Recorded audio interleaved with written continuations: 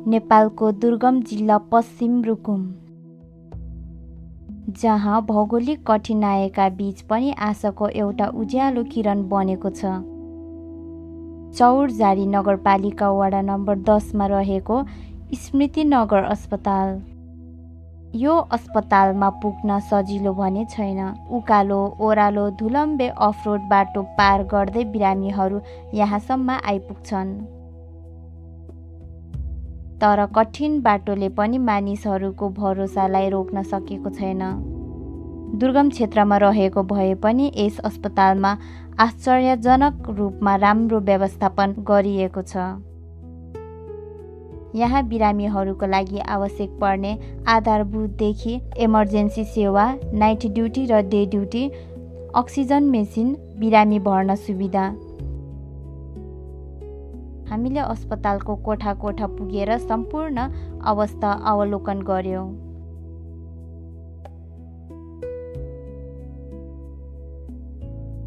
यस क्षेत्रमा धेरै पीडित, असहाय र अशक्त बिरामीहरू छन्, जसका लागि यो अस्पताल नै जीवनको सहारा बनेको छ।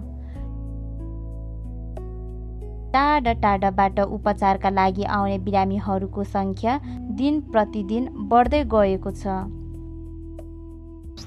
मेरो नाम ध्रुव हमाल, घर चाहिँ रुकुम पश्चिम चौरजारी नगरपालिका वडा नम्बर 11 मा पर्छ सर। म यो अस्पतालमा चाहिँ विगत 4 वर्षदेखि सिनियर अहको पदको रूपमा कार्यरत छु। यो के शहीदहरूको नाममा बनाउनु भएको हस्पिटल हो कि अस्पताल हो कि के हो, अलिकति जानकारी दिनुहोस् न। यसलाई सर ठ्याक्कै शहीदको नाममा भन्दा पनि स्थानीय सरकारमा जब चाहिँ रुकुम रोल्पाबाट 10 वर्ष जनयुद्ध जो माओवादीले थालनी गर्यो, त्यसपछि चाहिँ धेरै देशभरि नै 17,000 मान्छेले बलिदानी गर्ने क्रममा रुकुमबाट पनि अधिकांश रुकुम जिल्लाबाट लगभग 500 कतिजनाले शहादत प्राप्त गर्नुभयो। त्यसमध्येकै रुकुम जिल्लाकै हाम्रो स्थानीय तहबाट सबभन्दा बढी रुकुमकै 6वटा स्थानीय तहमध्ये हाम्रो चौरजारीमा 52-53 जना शहीदहरूले शहादत प्राप्त गर्नुभएकोमा हाम्रो स्थानीय सरकारले चाहिँ शहीदकै सम्झनामा सम्झना होस् भनेर चाहिँ हामीले चाहिँ यो शहीद स्मृति नगर अस्पताल भनेर चाहिँ यो अस्पतालको स्थापना हाम्रो स्थानीय सरकारले गरेको हो सर। उहाँहरूको कुनै शालिगहरू यता यो हस्पिटलमा शालिग भनेर शहीदहरूको नाममा राखिएको छैन सर। यो चाहिँ यहाँ राखिएको ललिता बुढाथोकी भन्ने यो पनि शहीद नै हुनुहुन्छ, उहाँ पनि यो शालिग पनि। उहाँ चाहिँ यो हस्पिटलको नाममा जग्गा दान गर्ने जग्गादाता भएको हुनाले र शहीद पनि छोरी पुत्र चाहिँ उयो जग्गादाताको पुत्री शहीद भएको हुनाले उहाँको शालिग चाहिँ यही अस्पतालको उसमा चाहिँ राख्नुपर्छ भन्ने उहाँको माग भएको हुनाले यसलाई चाहिँ शालिग राखिएको हो सर। यता साथीहरूको भनेअनुसार चाहिँ हजुर पनि शहीदकै परिवार पर्नुहुन्छ? हजुर म शहीदकै छोरा हुँ सर। मेरो बुवा यज्ञबहादुर हमाल यही सशस्त्र द्वन्द्वकै क्रममा सर 55 साल असार 4 गते नजिकैको विद्यालयमा निमाविको टिचर हुनुहुन्थ्यो। उहाँलाई चाहिँ यहीँबाट घरबाटै गिरफ्तार गरेर लगेर चाहिँ मारियो या चाहिँ के गरियो भनेर केही पनि छैन, बेपत्तामै छ। अब त्यत्तिकैमा चाहिँ स्थानीय यो जब चाहिँ शान्ति समुदाय भइसकेपछि शहीदको नाममा चाहिँ नामाकरण चाहिँ शहीद भनेर चाहिँ छ। त्यही मध्येको म शहीद पुत्र हुँ सर एकजना। स्थानीय सरकारले चाहिँ के कस्तो सुविधाहरू दिनुभएको छ शहीद परिवारको लागि अहिलेसम्म चाहिँ के कस्तो भइरहेको छ? स्थानीय सरकारले सर त्यस्तो कुनै छुट्टै सुविधाहरू भनेर त छैन सर। अहिले हाम्रो स्थानीय सरकारले स्थानीय पालिकाले चाहिँ हाम्रो पालिकाले नगरपालिकाले भनौँ नगर बस सेवा सञ्चालन गरेको छ। त्यसमा चाहिँ शहीदका अथवा श्रीमती अथवा सन्तानहरू छोराछोरीहरूलाई चाहिँ 50% भाडा छुट भनेर चाहिँ एउटा पालिकाले चाहिँ कार्यविधिमा उल्लेख गरेको छ। र बिचमा यो स्वास्थ्य बिमा अहिलेको चलेको आर्थिक वर्षमा चाहिँ बजेटको अभावका कारण चाहिँ स्वास्थ्य बिमालाई चाहिँ गर्न प्राथमिकता दिन सकेन र आगामी बितेका वर्षहरूमा चाहिँ स्वास्थ्य बिमा चाहिँ शहीद परिवारकै उसबाट चाहिँ भनेर चाहिँ बजेट छुट्याएर शहीद परिवारलाई चाहिँ स्वास्थ्य बिमा कार्यक्रम चाहिँ निःशुल्क रूपमा चाहिँ बिमा गरिदिएको चाहिँ थियो सर। जुन पहिला जुन माओवादी एकचोटि माओवादी कालमा त्यो बेलामा चाहिँ रुकुम र रोल्पा नेपालभरिकै धेरै जस्तो रुकुम र रोल्पादेखि नै माओवादी शासन सुरु भएको भनिन्छ, के हो तपाईँ अलिकति बुझाइदिनु न। त्यो अब शहीद भएको पनि यो ठाउँमा त्यसको अब सुन्दै त्यति गर्दाखेरि? धेरै सर अब त्यो राजनीतिक विषयमा चाहिँ मलाई त्यति धेरै ज्ञान त छैन। म जब कि मेरो बुवालाई चाहिँ गिरफ्तार गर्ने बेला म सर लगभग 4 वर्षको थिएँ। म त सानै थिएँ सर, त्यति अब धेरै चाहिँ द्वन्द्वको उसमा चाहिँ अलि मलाई छैन। अब कसरी ऊ भयो त्यो भयो भनेर त मलाई त्यति धेरै ज्ञान त छैन सर। म मेरो बुवालाई चाहिँ गिरफ्तारी गर्ने बेलामा म 4 वर्षको थिएँ सर, त्यति। अहिले यो शहीद जति पनि शहीद हुनुभयो उहाँहरूको चाहिँ अझैसम्म यो ठाउँमा चाहिँ स्ट्याचुहरू शालिगहरू बनाएको छ कि छैन? शालिगहरू यस्तै पार्क भनेर चाहिँ हाम्रो पालिकामा सर, पालिकामा चाहिँ यस्तै शहीद पार्क भनेर शालिगहरू बनाएर राखिएको छ।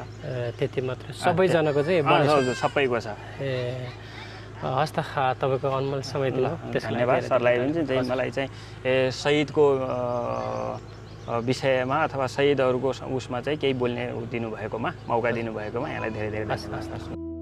अस्पतालमा कर्यारत डाक्टर दिनेशसँग पनि हामीले कुराकानी गर्यौँ। यहाँ धेरै किसिमका बिरामीहरू आउँछन्, प्रायः जसो दम, pressure, thyroid, TB, dengue, typhoid, scrub typhus, अनि इमर्जेन्सी बिरामीहरूमा हाइपरटेन्सन जसको प्रेसर बढेको हुन्छन्, त्यसपछि रोड ट्राफिक एक्सिडेन्ट, अनि उता एएनसीमा पनि आउँछ, जस्तै गर्भवतीहरू हुन्छ त्यो डेलिभरीको लागि, अनि त्यसपछि एबोर्सनवाला केसहरू, त्यस्ता नर्मल केसहरू हुन्छन्। अरू पनि जस्तै यिनीहरू त ओपिडी बेसिसमा भयो, अरू त्यसपछि एडमिट भर्नामा कति बेला क्यान्सरहरू पनि हुन्छन्। तर क्यान्सरको हामी पेन दुखाइ जुन प्राथमिक उपचार गर्छौँ, त्यस्ता टिबी त्यस्ता केसहरू पनि हुन्छ, जस्तै निमोनियाहरू तिनीहरूलाई भर्ना पनि गर्छौँ। यस्ता केसहरू आउँछन्। अरू पनि धेरै किसिमका केसहरू आउँछन्, जस्तै कालाजारहरू, अरू मलेरियाहरू, यिनीहरू पनि आउँछन्।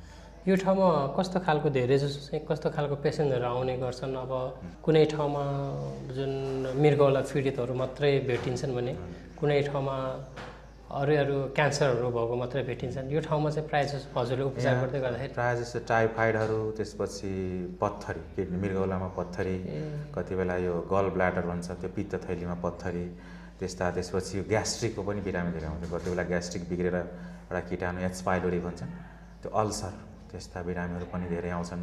र दमको बिरामी, जस्तै मेडिकल भाषामा सिओपिडी भन्छन्, त्यस्ता दमको बिरामी धेरै आउँछ। त्यसपछि प्रेसर, जुन मेडिकल भाषा हाइपरटेन्सन भन्छन् त्यस्ता, अनि त्यसपछि उता यो एएनसी भन्छन्, त्यस एएनसीतिर प्रायः एबोर्सनका केसहरू पनि धेरै आएको हुन्छन्, अनि प्रेग्नेन्सीका केसहरू आउँछन्। यो ठाउँमा डायलिसिसको सुविधा छ कि छैन? यो ठाउँमा त डायलाइसिस छैन, यो जिल्लामा सायद होला, नभए एकैचोटि प्रदेश अस्पताल सुर्खेततिर हुन्छ। यदि कुनै मृगौला पेसेन्टहरू डायलिसिस गर्नुपर्ने, उपचार गर्नुपर्ने बिरामी आयो भने चाहिँ सदरमुकामै जानुपर्ने हो? हजुर, सदरमा। त्यसलाई हामी लक्षणलाई उपचार गर्छौँ, प्राथमिक उपचार यहाँ गर्छौँ, अनि त्यसपछि हामी रेफर गर्छौँ त्यस्तो बिरामीलाई। यहाँ कस्तो कस्तो मेसिनहरू भन्नाले यो कस्तो कस्तो प्रविधि राख्नुभएको छ? भिडियो एक्सरेहरूदेखि लिएर भिडियो एक्सरे भयो तपाईँको, त्यसपछि एक्सरे भयो, त्यसपछि इसिजी भयो, त्यसपछि हामीसित आरबिएस नामले सुगरहरू, त्यसपछि अरू ल्याब इन्भेस्टिगेसनहरू पनि हुन्छ, जस्तै कुनै टाइफाइड, डेङ्गु, स्क्रब टाइफस, मलेरियाहरू, रगतमा कस्तो छन्, ब्लड रगत जस्तै प्लेटलेट काउन्ट, त्यहाँ ल्याबमा सबै जस्तै cholesterol, CBC, CRP, typhoid, scrub typhus, dengue, malaria, अनि त्यसपछि कोलेस्ट्रोल, अनि किडनीको जाँचहरू, लिभरको जाँच, यो जम्मै जाँचहरू हुन्छन्। कतिजना डाक्टर साहबहरू हुनुहुन्छ यो ठाउँमा? यहाँ त प्रायः जम्मा 17 जना छन् मेडिकल टिमहरू। हजुर, मेडिकल टिमहरू 17-18 जना छन्। अहिलेसम्म यो ठाउँमा हुन्छ नि, अब गाउँघरको यो बजार एरिया होइन, बिरामीहरू भएपछि कति बिरामीहरू उपचार नहुँदै मृत्युको अवस्थामा पुग्छ। त्यो बेलामा यो गाउँको व्यक्तिहरूले चाहिँ कस्तो एक्सनहरू लिने हुन्छ नि त? नै डाक्टरले हामीलाई यस्तो मान्छे मार्यो त्यस्तो भन्ने कुराहरू नै हुन्छ नि त? हजुर, त्यो त मान्छेमा डिपेन्ड पर्छ। कुनै समुदायमा, हरेक समुदायमा राम्रो मान्छे नराम्रो मान्छे हुन्छ नि। राम्रो मान्छेले राम्रो डिसिजन दिन्छ, नराम्रो मान्छेले त्यो नेगेटिभ सोच जो हुन्छ नि, कसैलाई कालो चस्मा लगाएपछि सबै कुरा कालो देख्छन्, त्यस्तै हरेक क्लासमा पनि एउटा राम्रो नराम्रो हुन्छ, त्यस्तै समाजमा पनि नराम्रो हुन्छन्, र त्यही राम्रो मान्छेले पोजिटिभ रेस्पोन्स दिन्छन्, कति नराम्रो मान्छेले त्यो नेगेटिभ रेस्पोन्स दिन्छन्। यो नगरले चलाएको अस्पताल हो, सरकारी अस्पताल भनौँ। हजुर, यो नगर अस्पताल यो सरकारी अस्पताल। कस्ता व्यक्तिहरूलाई चाहिँ फ्रीमा उपचार हुने यस्तो गर्छ? छ, यहाँ बिमा छ र एउटा बिमा र नन बिमा भनौँ। स्वास्थ्य बिमाको चाहिँ फ्री हुन्छ? हजुर, त्यसको फ्री छ, लमसम सबै औषधि फ्री हुन्छ। हजुर, एक दुईवटा जाँच जस्तै टाइफाइडको जाँचको लागि पैसा लाग्छ, नभए त्यो औषधि पनि फ्री हो? औषधि त्यसपछि जाँच सबै फ्री हुन्छ त्यसको बिमाको। अनि जसको बिमा छैन त्यसको नेपाल सरकारको छुट्टै अनुदानमा औषधिहरू छन्, 90देखि 85-90वटा, त्यो औषधिहरू फ्री हुन्छन्, त्यो बाहेकको पैसा तिर्नुपर्छ। यो कस्तो शहीद परिवारलाई चाहिँ छुट्टै खालको व्यवस्था छ कि यो ठाउँमा? किनभने अब शहीदकै नाममा बनाएको छ अस्पताल। त्यो नाम र यो अस्पतालसित त्यो कुनै लिङ्क छैन शहीदको। शहीद परिवारको लागि त्यहाँ केही छैन, त्यो प्राय पहिलाको यो हिस्टोरिक ऐतिहासिकको कारणले गर्दा यसको नाम शहीद स्मृति नगर अस्पताल हो। यो शहीद र यो अस्पतालसित कुनै लिङ्क छैन। यो जे सुविधा शहीद परिवारले पाउँछ त्यो अरू स्थानीयवासीले सेम। मैले यो ठाउँमा देखेको छु, यो अस्पताल बनेको छ, त्यसको छेउमा एउटा खोला, जुन बर्खामा चाहिँ यहाँको स्थानीयहरूले भन्ने गर्छन् त्यो खोला ठुलो भएपछि धर्नै गाह्रो भन्छन्, के यो सत्य हो? अब पेसेन्ट कसरी आउने त? यो पहिलाभन्दा अहिले यो चौरझारी जुन धेरै विकसित भएछन्, योभन्दा पहिला एकदम त्यति खासै डेभलप भएको थिएन। बिस्तारै एउटा हुन्छ नि, यो प्रोग्रेस डेभलप भइरहेछ, पहिलेभन्दा धेरै राम्रो भएको छ अनि दिन प्रतिदिन सुधार भइरहेछ। अझै यो जस्तै नयाँ भवनहरू अहिले बन्दैछ, त्यसको त्यो ल्याबहरूको लागि अथवा स्टाफहरूको लागि बिस्तारै अझै चेन्जेसहरू आउँछन्। अनि यहाँ त इमर्जेन्सीको बेलामा एम्बुलेन्सको पनि सुविधा हुनुपर्थ्यो। हामी त यो हस्पिटल त एम्बुलेन्स पनि देखेको छैन। एम्बुलेन्स हाम्रो नगरमा छन्, त्यस्तो एम्बुलेन्स आएपछि हामी कल गर्छौँ, त्यो एम्बुलेन्सको पनि सुविधा छ नगरमै। स्ट्यान्ड बाई चाहिँ यहाँ चाहिँ राखेको छैन? हजुर, स्ट्यान्ड बाई यहाँ छैन, तर त्यो फोन गर्ने अनि बजारबाट बर्खाको बेलामा यो ठाउँसम्म आउँदाखेरि एम्बुलेन्स आउने बाटो नै छैन त? सकिन्छ बर्खाको बेलामा? बर्खाको बेलामा पनि खासै त्यो गाह्रो हुँदैन, त्यहाँ झुलुङ्गे पुल छ, त्यहाँदेखि अलि यहाँबाट चाहिँ झुलुङ्गे पुल हुँदै बोकेर लाने एम्बुलेन्समा एम्बुलेन्स त्यहाँ चढाउने? हजुर, अहिलेसम्म त्यस्तो गाह्रो भएको छैन। त्यो बर्खामा पनि प्रायः योभन्दा पहिला त त्यो यो रोडहरू जुन थियो ध्वस्त थियो, पहिलेभन्दा धेरै सुधार भएको छ। यहाँ चौरझारी जान पनि त्यो सदरमुकामी मुसिकोट जान आजभन्दा 20 वर्ष पहिले मुसिकोट जान पनि धेरै गाह्रो हुन्थ्यो। हुन त यो अरू जिल्लामा यो के भन्छ कर्णालीको तुलनामा यो धेरै विकसित ठाउँ हो। 20 वर्ष पहिले पनि यहाँ एयरपोर्टहरू थियो, अरू त त्यस्तै हो, तर अरू जिल्लाको तुलनामा जस्तै हुम्ला जुम्लाहरूको तुलनामा यो लाग्दैन त्यस्तो विकट जस्तो। हजुर, यो पहाड पनि होइन, यो तराई पनि होइन। हजुर, यो चौरझारी जाँदाखेरि आफ्नै फिल हुन्छ, आफ्नो घर तराई जस्तो लाग्छ, राम्रै लाग्छ यो अरू यहाँ। हजुर, बिरामीको चाप पनि धेरै हुन्छ यो ठाउँमा?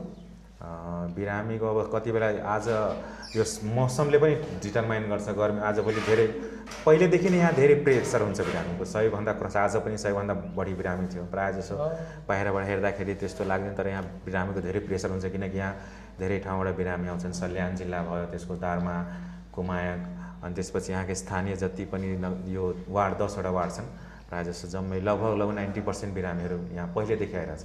हुन त त्यहाँ सदरमुकाममा यो मिसन अस्पताल छ, सिरियस केसहरू जुन यहाँ जस्तै थाइरोइडको जाँच हुँदैन तिनीहरूको लागि त्यहाँ छ सुविधा छ। अपरेसन जस्तै सिरियस भन्छ नि सिजेरियन सेक्सन, यसको लागि यहाँ सुविधा छैन, तर यो प्राथमिक उपचारहरू त्यसको लागि यहाँ सुविधा छ।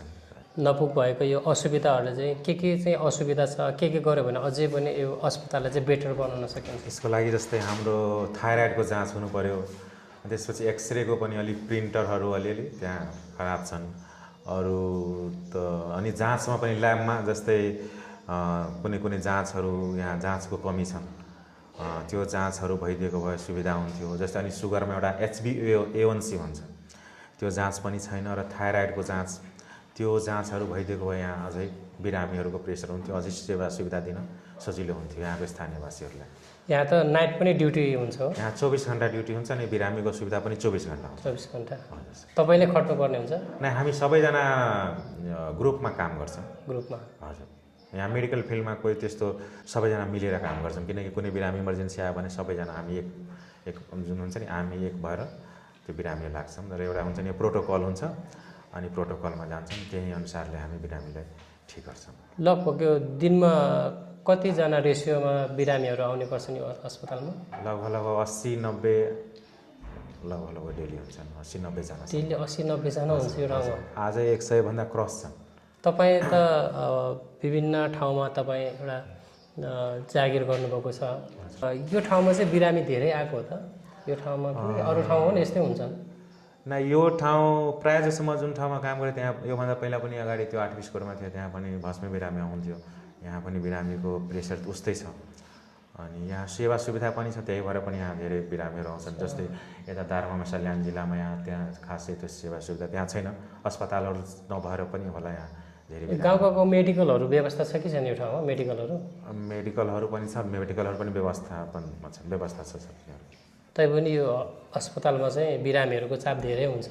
हजुर, धेरै हुन्छ, तर कुनै औषधिहरू जस्तै दमको औषधिहरू, प्रेसरको औषधिहरू त्यो बिमाहरूको कारणले गर्दा यहाँ छैन, त्यही भएर त्यो बिरामीहरूलाई त्यो मेडिकलबाट लिनुपर्छ। त्यो औषधिहरू हामीसित छैन। सुविधा सीमित भए पनि सेवा गर्ने भावना ठुलो छ। स्मृतिनगर अस्पताल पश्चिम रुकुमका लागि केवल अस्पताल मात्र होइन, यो आशा, भरोसा र जीवनको आधार हो। हजुरहरू सबैजनाले यो भिडियोलाई धेरैभन्दा धेरै सेयर गरिदिनु। सबैजनाले अन्तिमसम्म हेरिदिनु भएकोमा धेरै धेरै धन्यवाद भन्दै अहिलेको लागि भने हामीलाई बिदा दिनुहोस्। हस्त, धन्यवाद।